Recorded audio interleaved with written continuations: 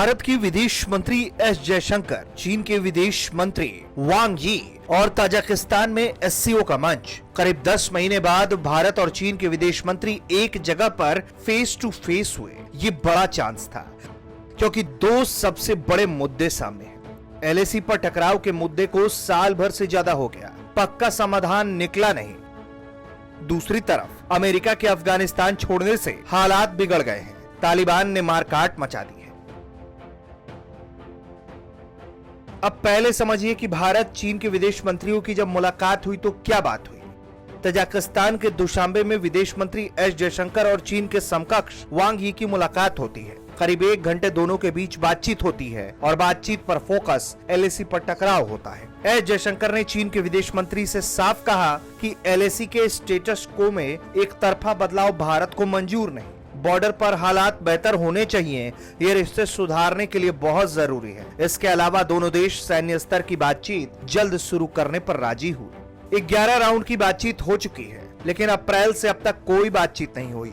अब विदेश मंत्रियों का मुलाकात से एक रास्ता खुला है, क्योंकि इस वक्त हर तरफ चुनौतियां ही चुनौतियां हैं। अफगानिस्तान में हालात बिगड़ गए हैं। ऐसे बिगड़े हालात में बॉर्डर पर टकराव भी ठीक नहीं।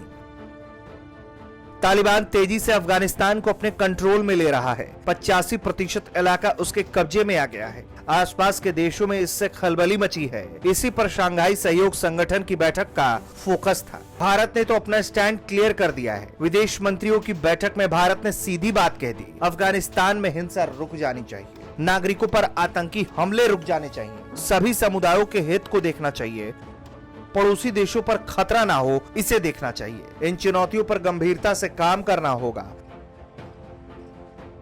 हिंसा से सत्ता पर कब्जा करने को दुनिया नहीं मानेगी। अमन के लिए ईमानदारी से बातचीत हो।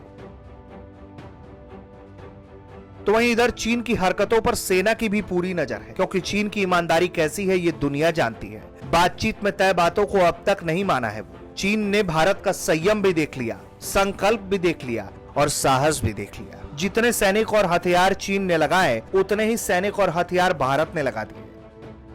वायुसेना की ताकत बढ़ गई है, इंफ्रास्ट्रक्चर मजबूत हो गया है, बॉर्डर तक कनेक्टिविटी हो गई है, सड़कों का जाल बिछ चुका है, सैनिकों के लिए सारी व्यवस्था हो चुकी है। यानी अगर बॉर्डर पर चीन ने खुद को ताकतवर बनाया है, तो भारत ने भी ताकत लगाने में कोई कसर नहीं छोड़ी। भारत हर तरीके से खुद को तैयार कर चुका है, इसलिए टकराव के रास्ते पर चलकर कुछ हासिल नहीं होने वाला।